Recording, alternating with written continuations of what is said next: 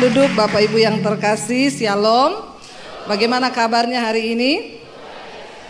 Luar biasa karena kita punya Tuhan yang luar biasa. Berapa banyak yang mau masuk dalam dimensi yang baru? Ketika kita mendengar tentang kata dimensi yang baru, apa yang ada di dalam benak saudara? Tahun ini punya rumah baru? Ya, apalagi banyak aplikasi di Facebook. Ramalan untuk tahun ini. Banyak orang Kristen yang ngeklik, ya maka tahun ini engkau akan punya rumah baru, rumah impianmu seperti ini. Jangan terlalu banyak hidup dalam halusinasi. Ya, ketika mendengar tentang dimensi yang baru, itu artinya kita akan bersiap masuk dalam dimensinya Tuhan. Dan saudara, dimensinya Tuhan itu ketika kita mau masuk, enak atau tidak? Halo? Masuk dalam dimensinya Tuhan enak atau tidak? Ya, tidak enak. Berarti nggak mau masuk? Mau. Ya, tidak enak buat daging, tapi membawa kita kepada kebahagiaan dan damai sejahtera. Biar kita mau bilang, Tuhan, di waktu-waktu yang sisa ini, biar kami mematikan daging kami. Biar kami mau siksa daging kami untuk mencapai dimensinya Tuhan. Amin. Langsung saja kita buka yuk. 1 Korintus pasal yang kedua. Memasuki dimensinya Tuhan, menikmati berkat Tuhan, kita harus selaras dengan apa yang Tuhan mau dalam hidup kita. 1 Korintus pasal yang kedua ayat yang ke-6 mulai. Di sana dikatakan hikmat yang benar. Karena banyak orang Kristen katanya ikut Tuhan tapi hikmatnya tidak benar. Tidak hidup menurut jalannya Tuhan, tapi suhanya bikin jalan sendiri. Amin apa amin? Lalu kalau sudah jadi masalah persoalan baru datang sama pendeta. Saya sudah salah jalan Bu, ya. Ada orang yang datang sama saya, Bu Debbie saya mau bunuh diri. Kenapa? Saya ditipu Bu 25 miliar. Saya bilang itu uang semua atau campur daun? Uang semua Bu, 25 M. Makanya saya pengen mati bunuh diri, tapi gak tahu kenapa tiap mau bunuh diri bukannya ibu. Dalam hati saya pret. Saya bilang ibu harusnya ingat saya waktu punya uang 25 M. Bukan saya mau minta itu uang, bukan. Ya, kalau saudara mau ambil keputusan apapun, tanya jalan Tuhan itu yang terbaik itu gimana. Kalau saudara tidak mengerti, tanya sama hamba Tuhan. Datang gini ya Bu Debbie, ini kan saya punya uang 25 M. Terus, ini saya mau ikut saham Bu. Maka saya akan tanya, ibu mau ikut saham untuk apa dulu? Pengen cepat kaya. Sudah baca ayatnya? Emang ada ya Bu? Ada. Belum tahu, saya bacakan. Barang siapa yang ingin cepat kaya, pasti akan jatuh dalam berbagai-bagai pencobaan. Itu sudah satu paket. Jadi selamat kalau sekarang ibu sedang menggenapi firman Tuhan. Kalau konseling sama saya jangan kecewa, jangan kepahitan. Karena saya ngomong apa adanya saja. Saya bukan tipe pendeta yang bermanis-manis di depan saudara. Ya, saya bilang apa adanya. Ibu sedang menggenapi firman. Siapa yang ingin cepat kaya jatuh dalam berbagai-bagai pencobaan. Nah, ini sedang ibu alami. Lah iya, terus gimana Bu? Ya berserah. Jangan tanya 25 M. Saya juga cekot-cekot mikirin 25 M, Ibu. Apalagi saya. Kebayang aja belum pernah punya uang 25 M di rekening. Saudara, hidup ini kita butuh hikmat Tuhan. Kenapa? Karena untuk bisa menikmati jerih payahmu di dunia ini pun engkau butuh anugerah Tuhan. Ada orang dikasih karunia untuk mencari banyak, tapi tidak diberi karunia untuk bisa menikmati dari hasil yang dia cari. Untuk itu pun kita butuh anugerah Tuhan. Makanya kita pengkhotbah berkata, aku telah melihat di bawah matahari ini, manusia itu diberikan pekerjaan oleh Tuhan untuk melelahkan diri saja. Sesungguhnya benar atau benar saudara, kita bangun pagi kerja, lalu kita tidur, capek, besok kerja lagi. Benar, Alkitab bilang, manusia itu diberi pekerjaan hanya untuk melelahkan diri. Lalu kalau sudah lelah, pulang tidur, ngumpulin banyak, tapi belum tentu bisa dinikmati. Makanya saya suka bilang gini, jangan iri sama orang kaya. Karena yang berbahagia di dunia ini bukan orang kaya, tapi orang yang hidup dalam perkenanan Tuhan. Amin. Nggak usah iri, enak banget ya punya uang ya, wah miliaran. Tapi pikirannya juga cekot-cekot mikirin cicilan. Amin. Ya, orang kaya mikirin 10 M, otaknya pusing. Kita mikirin 10 juta, pusing nggak? Pusingnya sama nggak? Yang beda apanya? Nolnya.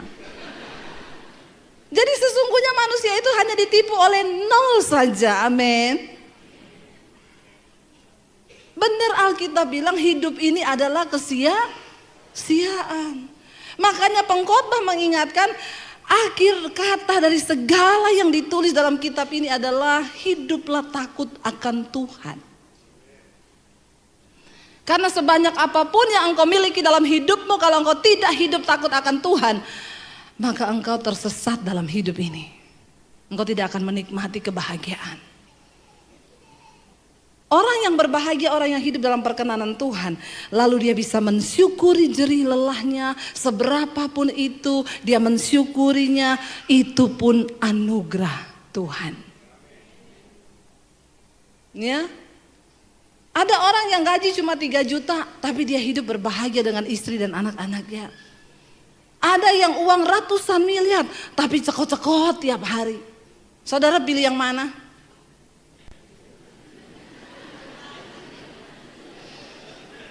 Pilih yang ratusan miliar tapi tidak cekot-cekot, Bu. Itu bukan pilihan. Itulah manusia.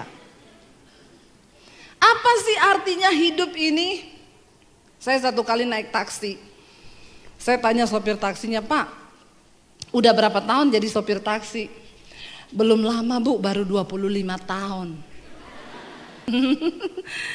Pak, emang cukup jadi sopir taksi gajinya? Ya Bu, cukup tidak cukup itu kan tergantung kita. Saya punya anak sekarang sudah kuliah. Saya punya istri 1. Istri itu 1 aja. Nggak usah banyak-banyak bapak-bapak, amin. Apalagi ada simpenan-simpenan. Itu yang bikin cepet mati. Dengar ya bapak-bapak yang ada di sini ya. Kemarin tuh ada berita bupati yang mati di hotel lagi main sama pegawai biliar. Mati dalam keadaan begitu, saudara, coba. Itu udah nggak dapat anugerah. Alkitab berkata, cari Tuhan selama ia berkenan ditemui.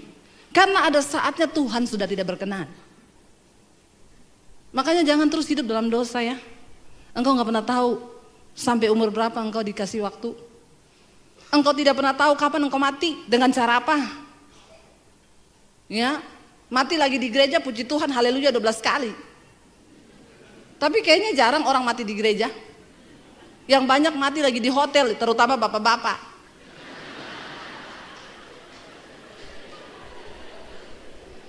Yang tertawa ibu-ibu. Haleluya. Ya, bapak-bapak istri 1 saja, amin. Yang amin kayaknya banyak ibu-ibu. Ya, yang amin tolong bapak-bapak yang kencang. Istri 1 aja, amin. Nggak usah ada simpenan, amin. Kok mulai meredup? Ya, saudara, hidup ini nggak usah dibikin ribet.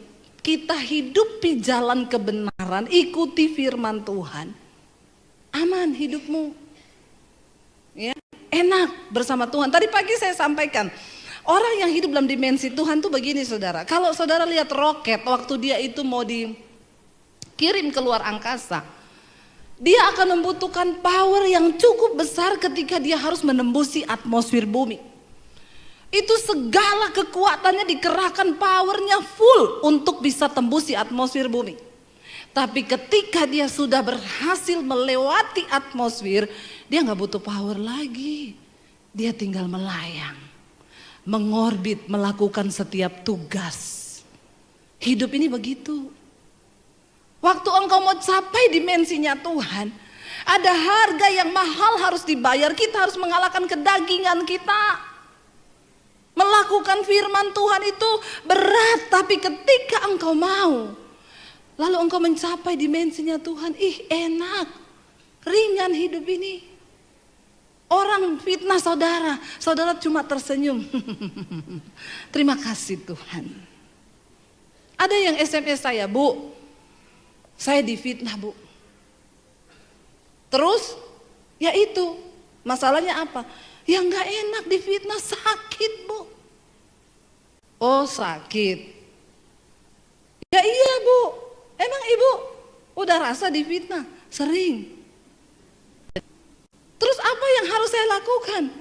Puji Tuhan, Bapak sedang beribadah.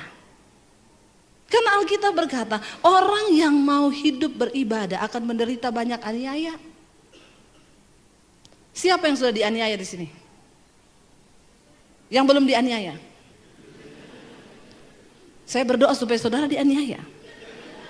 Karena itu tanda bahwa engkau sudah beribadah. Amin. Bu, mertua saya itu sama ipar menekan saya Bu. Lalu reaksi ibu apa? Saya tetap berdoa buat mereka. Bagus, puji Tuhan. Tapi Bu, saya sudah tidak kuat. Ibu lagi beribadah. Sampai kapan Bu Debbie? Sampai ibu lulus. Lulusnya itu kapan? Waktu engkau disakiti mertuamu lalu engkau berkata, terima kasih Tuhan buat mertuaku yang manis ini. Itu engkau sudah lulus. Amin. Tapi jangan kau tanam tanaman lidah mertua depan rumahmu. Yang kayak pedang-pedang itu lidah mertua saudara. Lo enak, waktu engkau mau menembusi atmosfer itu berat. Tapi ketika engkau sudah di dalam Tuhan, hidupmu penuh dengan firman. Wow, gak ada yang berat di hidup ini, gak ada. Mau difitnah, haleluya. Mau ditendang, puji Tuhan. Kenapa? Apapun yang terjadi dalam hidup saya gak pernah sakit hati. Mau saya dibuang, mau saya ditipu, mau saya di apa, saya tahu. Kenapa? Prinsip saya. Semua yang terjadi di hidupku, Tuhan turut bekerja mendatangkan kebaikan. Tetapi saya difitnah, iya gak apa-apa. Karena hidup ini adalah proses. Amin. Jangan cuma banyak berteori tentang firman Tuhan, tapi hidupi firman itu dalam hidupmu. Dan jangan bikin jalan sendiri, ikuti jalannya Tuhan. Ada orang yang tanya, Bu, bagaimana supaya saya bisa mengalami Tuhan? Bagaimana saya bisa tahu jalan Tuhan? Bagaimana saya bisa dengar suara Tuhan? Yuk kita baca sama-sama. 1 Korintus pasal yang kedua, ayat yang ke-9 mulai. Ayat ini ayat hafalan, kalau saudara punya Alkitab pasti di stabilo orange. Ya, di sana dikatakan 1 Korintus 2 ayat 9, baca sama-sama 1, 2, 3. Tetapi seperti ada tertulis, apa yang tidak pernah dilihat oleh mata dan tidak pernah didengar oleh telinga dan yang tidak pernah timbul dalam hati manusia, semua yang disediakan Allah untuk mereka yang mengasihi Dia. Lalu kita imani ayat ini, yes, yes, yes. Lo kan belum pernah dilihat. Bisa jadi itu penderitaan. Amin. Kan belum pernah didengar. Bisa jadi itu caci maki. Karena itu Alkitab berkata, berbahagialah engkau apabila engkau jatuh dalam berbagai-bagai pencobaan, karena engkau tahu bahwa ujian terhadap imanmu itu menimbulkan ketekunan. Bahkan untuk menderita pun kita harus bersyukur karena itu bentuk dari proses Tuhan. Tapi banyak orang Kristen gagal fokus. Kenapa? Karena engkau menilai berkat Tuhan itu hanya yang enak buat dagingmu. Kita berpikir kalau kita ikut Yesus masuk dalam dimensi yang baru. Yang naik motor jadi naik Avanza. Yang naik Avanza jadi naik. Yang naik Innova jadi naik Alphard. Yang naik Alphard naik motor. Kena kutuk soalnya. Ya hello saudara, mari kita punya hikmat Tuhan dalam hidup ini. Kalau saudara baca judul perikop dari 1 Korintus 2 ini, hikmat yang benar. Jangan punya hikmat yang salah. Apa yang tidak pernah engkau dengar, apa yang tidak pernah timbul dalam hati, yang tidak pernah engkau lihat, yang tidak pernah muncul di dalam hatimu, itu yang disediakan Tuhan bagi mereka yang mengasihi Tuhan. Ada banyak orang Kristen, gereja penuh kalau hari Minggu, tapi yang mengasihi Tuhan bisa dihitung dengan jari. Bagaimana hidupmu setelah engkau keluar dari pintu gereja ini? Itulah imanmu. Kalau lagi di gereja semua sekarang lagi kudus. Gak ada yang merokok. Gak ada yang lagi berantem. Berantem pun kalau di gereja diem-dieman. Nanti sampai rumah. Makanya kalau di gereja itu hebat saudara. Kalau nyanyi senada dengan sorga. Sampai di rumah senada dengan neraka. Banyak orang Kristen yang begini. Hidup keagamaanmu, kekristenanmu, rohanimu nilainya tidak ditentukan waktu engkau ada di gereja. Maaf, Tuhan gak pernah lihat engkau pengerja kah? Pakai jas kah kita hari Minggu? Tuhan gak nilai saya pengkhotbah kah? Tuhan gak nilai saudara itu jemaat yang rajin, bahkan gereja belum dibuka sudah antri depan pintu. Itu bukan tolak ukur kekristenanmu. Kristen itu dinilai dari berapa banyak firman Tuhan yang sudah engkau berusaha lakukan. Sekalipun itu berat bagi dagingmu. Bagaimana kita mengejar kekudusan dalam hidup ini. Bagaimana kita mau berkata Tuhan, aku mau bertobat dari segala hal yang tidak berkenan. Bawa aku masuk dalam perkenananmu. Itu Kristen. Makanya satu kali ada jemaat yang tanya sama saya, Bu, Ibu kalau pelayanan di desa-desa banyak yang kerasukan sering ya? Saya bilang iya. Sering kali itu kalau di daerah masih puji-pujian saudara ada yang kerasukan. Lalu kita harus layani dulu pelepasan. Saya mau tanya Bu, kalau Ibu pelayanan di gereja-gereja besar, di jemaat besar, di kota besar itu Bu, ada nggak yang kerasukan? Saya bilang hampir tidak pernah ada. Nah itu dia Bu, saya mau tanya kenapa Bu? Saya bilang, wah ini jadi pertanyaan juga buat saya. Lalu Roh Kudus kasih saya hikmat. Kenapa di gereja-gereja besar tidak ada yang kerasukan dan jarang? Karena di gereja besar, di kota besar, setan sudah tidak bekerja. Dia cuma kontrol. Hari Minggu, setan cuma ngintip depan pintu gereja. Penuh bro, penuh. Lancar, lancar coy. Lanjutkan, Setan gak takut kalau gereja penuh. Setan gak takut Anda rajin ke gereja. Setan takut ketika engkau mulai melakukan firman Tuhan. Setan takut ketika engkau mulai belajar hidup dalam kekudusan. Setan takut ketika engkau mulai berkata, Tuhan, apa kehendakmu bagi hidupku? Di situ setan akan gemetar. Ya, kenapa di kota tidak ada yang kerasukan? Setan bilang, dagingnya udah gede. Saudara, daging kita ini tidak ada hubungannya sama setan. Dengar baik-baik, daging kita ini tidak ada hubungannya sama setan. Dan Alkitab berkata, keinginan daging itu telah nyata. Galatia 5:19-21. Percabulan, kenajisan, hawa nafsu, amarah, kedengkian, iri hati, pertikaian, roh percederaan, ketamakan, kepentingan diri sendiri itu daging. Dan ingat, daging kita tidak ada hubungannya sama setan. Ini daging. Makanya kalau ada orang selingkuh, jangan salahkan. Ada orang udah pelayanan selingkuh, saudara. Kenapa kamu sudah pelayanan masih selingkuh? Udah punya istri, punya suami. Iya bu, gara-gara setan. Setan yang lihat saudara ngomong gini, ih enak di lu, sial di gua. Sampai setan bilang sama Tuhan, saya udah gak mau jadi setan Tuhan. Kenapa? Manusia lebih setan dari setan. Orang dia ngikutin dagingnya, dia salahin setan.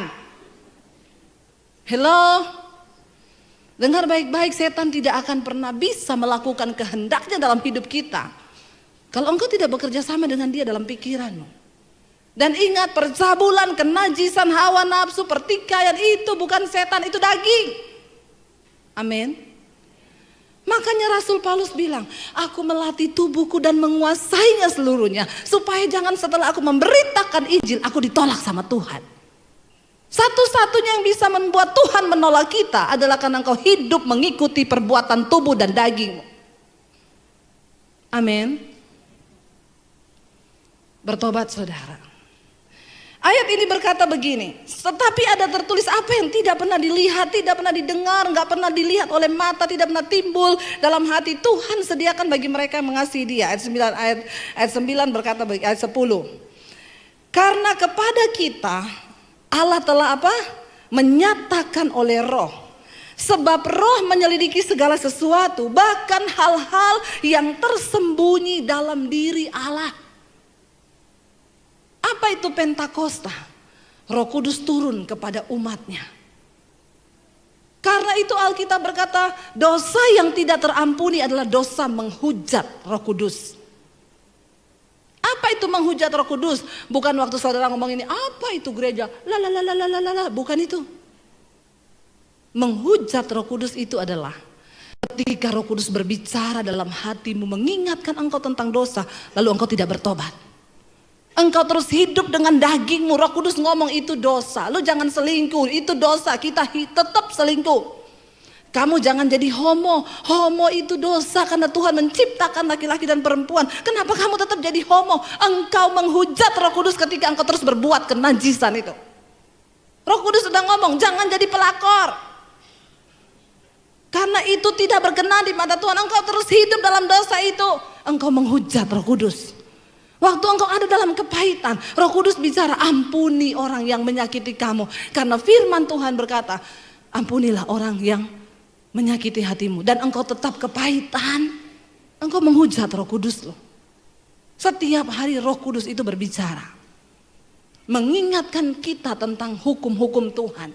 Saudara baca Alkitab atau tidak, sebenarnya Tuhan menaruh hukumnya dalam hati manusia. Siapa yang mengingatkan? Roh Kudus. Dan ketika Roh Kudus bicara, engkau gak pernah dengar, tiap hari engkau hidup terus dengan dosamu, maka engkau sudah menghujat Roh Kudus. Dan hidupmu berjalan kepada kebinasaan, itu dosa yang tidak terampuni. Amin. Siapa yang bisa menyelidiki Allah? Roh Allah itu sendiri. Sekarang kita mulai temukan ini, bagaimana cara kita mengenal Tuhan, mengenal jalannya, mengetahui isi hati Tuhan. Ya engkau harus dipenuhi Roh Kudus. Hidupmu harus dipimpin oleh Roh Kudus. Namanya juga Roh Kudus, pasti dia suka sesuatu yang kudus.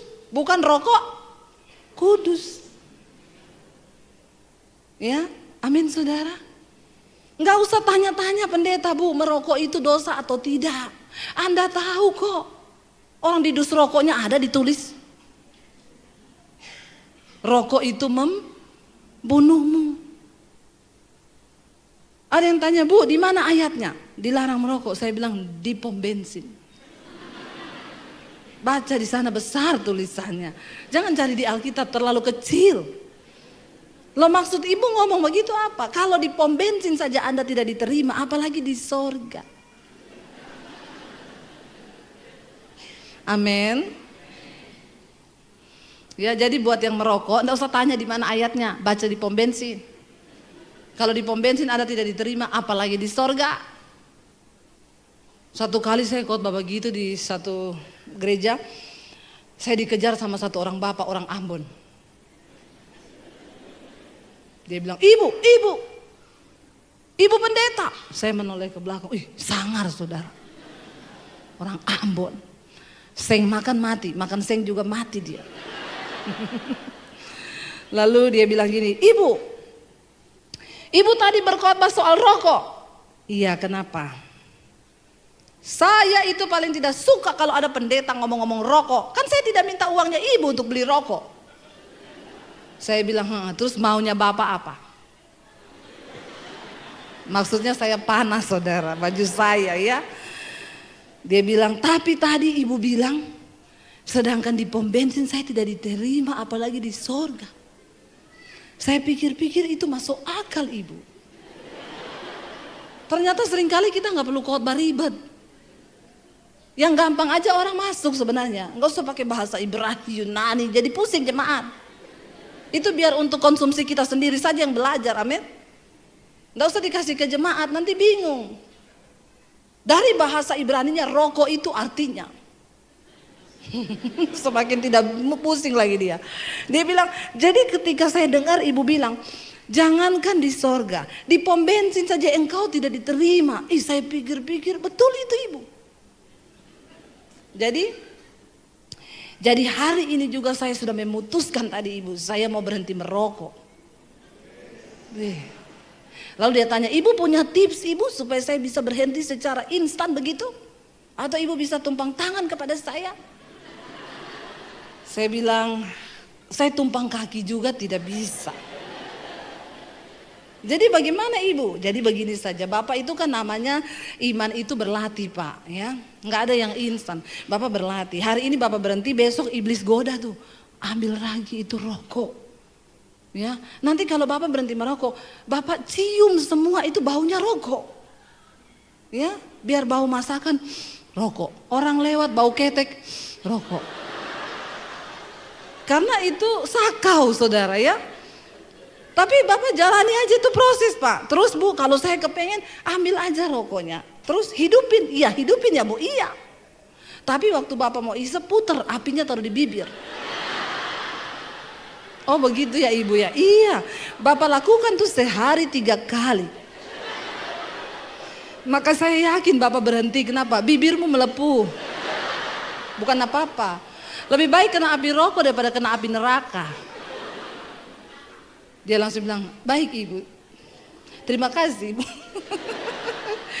Lalu saya bilang, pak jangan cuma mau, tapi niat. Karena mau dan niat itu beda. Ada orang-orang Kristen bilang, bu saya mau keluar dari dosa saya. Kamu mau atau niat? Iya mau bu. Kalau cuma mau percuma. Harus ada niat. Ada yang telepon saya, bu saya jatuh dengan teman kos saya. Akhirnya kami jadi pasangan lesbi. Saya dengar khotbahnya ibu, saya mau keluar dari dosa. Kamu mau atau niat? Mau bu. Kalau mau hari ini beresin pakaianmu, pindah tempat kos. Jangan kasih tahu dia di mana kamu pindah. Kayak gitu bu, iya. Niat kan? Kalau nggak niat, tetap aja tinggal di situ. Dan hari ini engkau berdosa dan engkau bilang, Tuhan, ampuni aku. Setelah engkau minta ampun, datang lagi, halo gimana? Berlakukan dosa lagi, Tuhan, ampuni aku. Engkau menghujat Roh Kudus. Amin. Ada yang konseling, bu, saya jatuh selingkuh bu. Apa yang harus saya lakukan? Mau bertobat? Iya. Niat? Iya. Blokir nomor HP-nya dia. Sudah bu. Terus dia telepon pakai nomor lain. Ganti HP-mu nomornya. Sampai seperti itu? Iya. Kamu niat? Iya niat. Jangan main-main dengan dosa. Kalau mau niat, niat.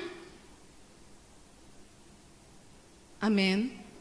Nggak ada alasan. Supaya putus hubungan sama setan. Jangan nikmati dosamu. Ya, engkau tidak akan pernah masuk dalam dimensinya Tuhan. Lalu ayat ini berkata begini saudara. Ayat 11, siapa gerangan di antara manusia yang tahu apa yang terdapat dalam diri manusia selain roh manusia sendiri? yang ada di dalam dia. Demikian pula lah tidak ada orang yang tahu apa yang terdapat dalam diri Allah selain roh Allah. Kalau engkau dipenuhi Roh Kudus, Roh Allah itu, maka engkau mengerti isi hati Tuhan. Engkau tahu kalau engkau melakukan ini Tuhan tuh berduka. Kenapa kita harus hidup dalam kekudusan? Bukan cuma supaya tidak masuk neraka, tapi supaya engkau tidak menyakiti hati Tuhan. Amin saudara. Supaya ada damai sejahtera di hidupmu. Kenapa? Karena dosa itu pencabut damai sejahtera nomor 1 dalam hidup manusia. Percayalah saudara, bukan uang. Uang bukan jaminan segala-galanya. Tapi kalau engkau hidup dalam dosa hari ini, seberapa banyak pun uang, engkau tetap tidak damai. Beresin yuk hidup kita. Satu persatu. Kalau yang masih ada kepahitan, lepaskan pengampunan. Yang masih hidup dalam kenajisan, buang itu. Ngaku sama hamba Tuhan. Ya, tapi saya takut Bu kalau di gereja nanti saya jadi gosip. Hubungi nomor telepon saya di bawah ini. Saya punya channel YouTube saudara, namanya Debbie Basjir TV. Jangan lupa subscribe, like, share, dan komen. Beberapa waktu yang lalu Tuhan suruh saya untuk bergerak di dunia media. Saya tidak pernah punya pikiran jadi YouTuber, enggak.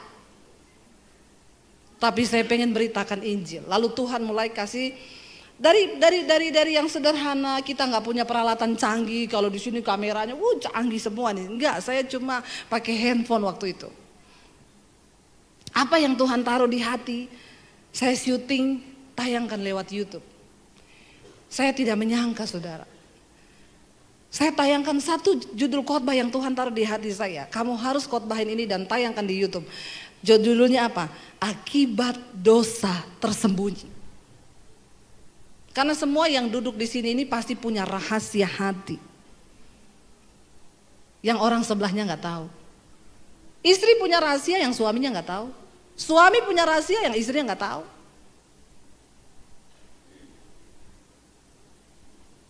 Tidak usah angkat tangan. Di dalam hati saja. Lalu saya tayangkan khotbah itu, yang nonton hampir 100.000. Tiba-tiba, Bu, minta nomor HP dong.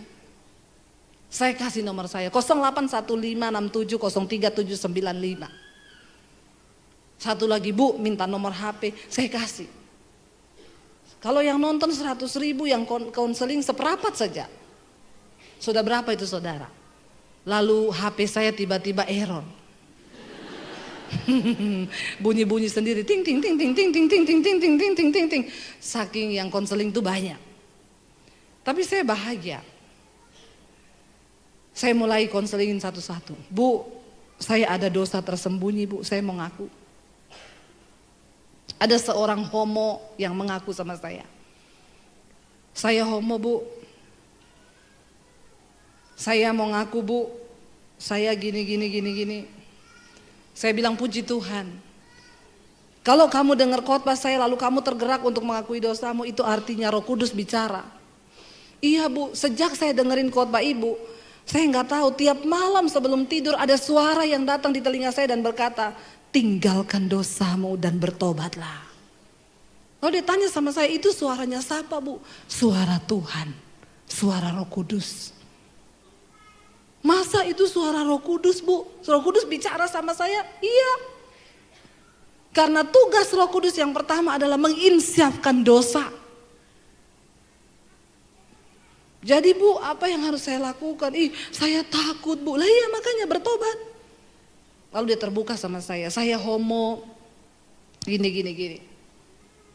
Berarti itu suara Tuhan ya Bu? Iya. Kalau kamu lagi stres lalu kamu dengar suara berkata, pergilah dugem ke diskotik, itu suara setan. Jangan kamu bilang begini, terima kasih Tuhan, engkau tahu aku lagi stres, engkau suruh aku ke diskotik. Itu setan. Kalau engkau jengkel sama orang, lalu engkau dengar suara hatimu atau ada orang di sampingmu yang ngomong, iya ya, memang kebangetan orang itu, kurang ajar banget. Terus Anda bilang, memang itu setan. Tapi itu tetangga saya Bu, iya menjelma dari setan. Jangan kau dengar, amin. Apa yang yang kau dengar hari-hari ini itu akan menentukan jalan hidupmu. Waktu saya sudah habis. Padahal baru pembukaan. 10 menit lagi boleh? Kenapa engkau sudah naik? Jangan mengintimidasi saya. Ya saudara, jalani jalannya Tuhan, ikuti. Akhirnya dia bilang gini, Bu, apakah seorang homo bisa sembuh? Bisa. Tapi semua orang bilang tidak bisa. Bisa, Tuhan bilang. Kenapa? Karena dari awal Tuhan menciptakan hanya laki-laki dan perempuan. Lain dari itu dari setan. Jadi saya bisa sembuh, Bu, iya. Ibu, saya ada di luar kota Jakarta. Saya akan cari tiket pesawat. Saya mau ke Jakarta. Saya mau ibu tumpang tangan atas saya. Jangan. Kenapa? Sayang uang tiketmu. Tidak ada satu pendeta hebat pun yang bisa tumpang tangan ke atasmu lalu engkau bisa sembuh. Lalu siapa ibu? Biar saya tumpang kaki juga tidak bisa. Lalu siapa? Dirimu sendiri bersama Tuhan. Ayo punya niat. Apa yang harus saya lakukan? Nomor 1, setiap bangun pagi engkau berdoa berkatakan, dalam nama Yesus aku diciptakan sebagai seorang laki-laki. Roh homo keluar dari dalam diriku. Roh banci keluar karena aku seorang laki-laki. Perkatakan firman Tuhan itu. Baik Bu, saya berdoa sama dia lewat telepon. Berdoa lewat telepon aja dia bilang, aduh Bu saya mau muntah. Lari-lari ke toilet sekarang muntah dalam nama Yesus, pelepasan. Lalu dia melakukan itu. Sebulan kemudian dia telepon saya, Bu beneran loh. Setelah saya melakukan hal itu, sekarang saya benci sama kenajisan itu. Saya jijik sama dosa saya. Lalu saya sudah putuskan pacar saya kemarin yang namanya Bambang. Di sini tidak ada yang nama Bambang kan? Kalau ada saya ganti Ivan. Kalau ada Ivan lagi saya ganti. Ya. Itu hanya nama samaran. Benar saudara. Lalu ini orang niat nih, begini orang niat. Lalu Bu, saya sekarang sudah keluar dari komunitas homo saya. Kita punya komunitas gay. Itu yang ketangkap di Jakarta itu. Cowok-cowok ganteng, 6 pack. Makanya sekarang saudara, buat perempuan tidak usah berharap dapat cowok 6 pack. Karena yang 6 pack sudah punya cowok. Tidak apa-apa one pack, yang penting normal. Amin. Ya. Benar saudara. Ketangkep mereka semua sudah punya istri loh. Saya lihat di Instagramnya anaknya cakep-cakep, istrinya cantik. Ditanyai di polisi, bapak-bapak ini sudah punya istri cantik semua, kenapa masih main laki, cowok? Dia jawab, karena setiap kami mau keluar rumah, istri kami selalu berpesan, jangan main perempuan.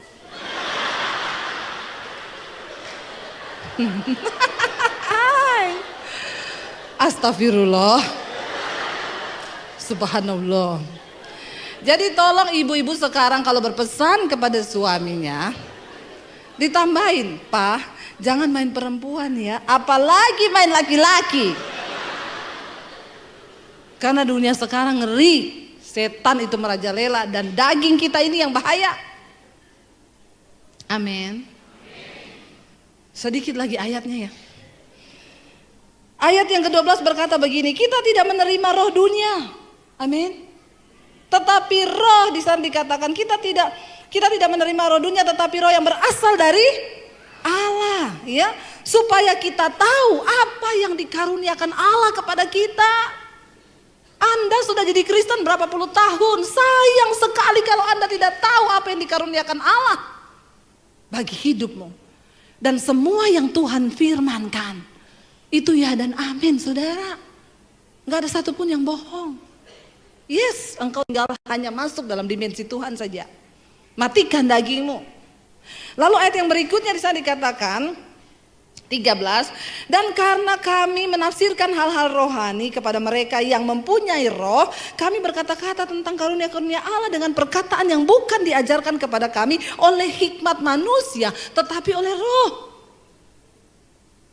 Ada orang yang mendengar khotbah saya di YouTube, dia bilang begini, kan saya kalau khotbah tuh seringkali saya bilang, saudara, lalu Tuhan berkata kepada saya, lalu dia komen di YouTube saya gini, hah, situ dukun. Enak banget bisa dengar suara Tuhan. Saya bilang, Pak, sayang banget ya Bapak orang Kristen, tapi gak percaya kalau Tuhan masih bisa berbicara. Jadilah sesuai imanmu. Kalau engkau tidak percaya maka hal itu tidak akan terjadi. Tapi kalau engkau percaya maka Tuhan bisa berbicara kepadamu. Lalu saya bilang sama dia, Pak, jangan mempelajari Tuhan, tapi alamilah Tuhan secara pribadi. Dia bilang, Ibu, saya ini orang pintar, Bu. Saya belajar sampai di Amerika, Australia. Saya ikut sekolah-sekolah seminari teologi. Saya belajar tentang Tuhan. Dan memang benar, saya nggak dapat apa-apa. Makin tinggi pengetahuan saya, makin sombong saya. Saya bilang, Pak, saya bukan orang pintar. Karena memang saya jarang minum tolak angin. Karena orang pintar cuma minum.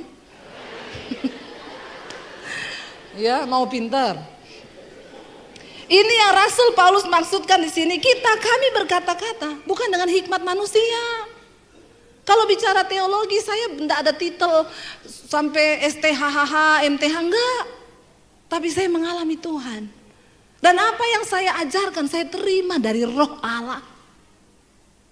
Itu tidak bisa dipahami secara manusia. Satu kali saya disuruh khotbah di depan dosen-dosen sekolah teologi dan rektor. Saya kaget, saudara. Diundang Natal, duduk satu meja bundaran. Waktu saya duduk, mereka semua menatap saya. Lalu ada satu orang bilang, Bu, kenalkan ini rektor sekolah teologi. Saya langsung duk. Shalom, Pak. Ini dosen bahasa Ibrani. Shalom, Pak. Ini dosen Yunani. Shalom, Pak. Ini, waduh, saya deg-degan, keringat dingin. Saya berdoa, Tuhan Yesus tolong. Karena khotbah di depan orang-orang seperti ini, dia akan lihat. Teologianya sampai di mana? Penafsirannya salah. Saya berdoa, Tuhan, aku minta hikmat-Mu Bapa, Roh Kudus.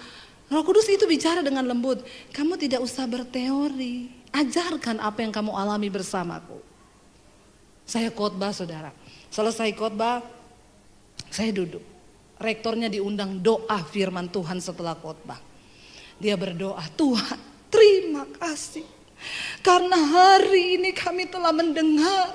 Bukan manusia yang berkata-kata, tapi Tuhan sendiri. Saya nangis loh, saudara. Padahal tadinya saya sudah deg-degan dan gemeteran. Tapi ternyata waktu kita mengajarkan bukan hikmat manusia. Roh Kudus itu sumber hikmat, sumber pengetahuan, sumber segala-galanya. Dia yang menyelidiki apa yang ada dalam diri Allah. Dan kalau roh itu ada dalam diri kita, roh yang lebih besar dari segala roh yang ada dalam dunia ini, apa yang Anda gak bisa lakukan bersama dia? Engkau bisa keluar dari homoseksualmu. Engkau bisa keluar dari ikatan lesbian, engkau bisa berhenti merokok. Perkatakan, roh yang ada dalamku lebih besar dari segala roh yang ada di dunia ini. Amin. Yang terakhir, benar-benar terakhir. Haleluya. Ayat 14, baca sama-sama dengan suara yang keras. Ini benar-benar terakhir. Ayat gongnya ini. 1, 2, 3. Tetapi manusia duniawi tidak menerima apa yang berasal dari Roh Allah. Karena hal itu baginya adalah suatu kebodohan. Dan ia tidak dapat memahaminya. Sebab hal itu hanya dapat dinilai secara rohani. Banyak orang Kristen setiap minggu duduk di kursi gereja. Tapi dia masih manusia duniawi. Sebab barang siapa mencintai dunia dan segala apa yang ada di dalamnya, maka kasih akan Allah tidak ada dalam dirimu. Apa yang ada dalam dunia ini? Cuma 3 hal. Keinginan mata, keinginan daging, dan keangkuhan hidup. Kenajisan, percabulan, itu yang ada dalam dunia ini, kesombongan. Dan kalau engkau mencintai dunia, maka engkau tidak akan pernah mengerti kehendak Tuhan. Engkau tidak akan pernah bisa masuk dalam dimensinya Tuhan. Saya berdoa biar hari ini kita semua mau mengalami dimensinya Tuhan. Mari kita bangkit berdiri bersama. Terima kasih Bapa, kami mengucap syukur untuk anugerah Tuhan dalam hidup kami. Ini hidup kami Tuhan. Hidupku menggenapi firman-Mu, tanda mujizat sertai tiap langkahku. Kau bersamaku di dalamku, jadi bukti kebesaran-Mu. Mari angkat tanganmu, katakan, hidupku menggenapi firman-Mu, tanda mujizat sertai tiap langkahku. Kau bersamaku di dalamku, jadi bukti Angkat tanganmu pada Tuhan, katakan ini menjadi komitmen. Hidupku menggenapi firman-Mu, yes Lord. Tanda mujizat sertai tiap langkahku. Kau bersamaku di dalamku, jadi bukti kebesaran-Mu. Biar musik saja, mari kita tundukkan kepala dalam hadirat Tuhan. Kami mau menggenapi firman-Mu dalam hidup kami Tuhan. Seberat apapun itu, kami mau mengalahkan kedagingan kami dan belajar masuk dalam dimensi-Mu ya Tuhan. Karena kami tahu kami sedang berpacu dengan waktu-waktu yang singkat. Tidak banyak lagi waktu bagi kami. Kami tidak ingin bermain-main dengan keselamatan dan iman yang sudah Tuhan berikan bagi kami. Hari ini Engkau yang tahu dosa yang masih mengikat hidup kami. Semua yang tidak berkenan Tuhan, kami mau buang itu di dalam nama Yesus. Mampukan kami keluar dari setiap ikatan dan jerat yang iblis taruh dalam hidup kami, dari kedagingan-kedagingan kami. Kami tahu manusia duniawi tidak akan pernah bisa menangkap sesuatu yang dari Tuhan. Kami mau matikan segala bentuk keduniawian. Kami mau kalahkan setiap kedagingan kami dan belajar hidup menurut standar dan ukurannya Tuhan. Berkati umat-Mu Bapa. Berapa banyak di antara saudara yang mau sungguh-sungguh mengalami Tuhan dan dimensinya tahun ini. Angkat tanganmu di tempatmu, saya akan berdoa buat saudara. Tuhan lihat setiap tangan yang terangkat Bapa. Secara manusia mungkin kami tidak mampu, tetapi kami mau dan kami niat Tuhan. Maka Engkau yang akan memampukan. Karena kemampuan itu adalah bagian diri Allah di dalam diri kami. Kami semua tidak mampu, tapi Tuhan yang sanggup memampukan setiap kami.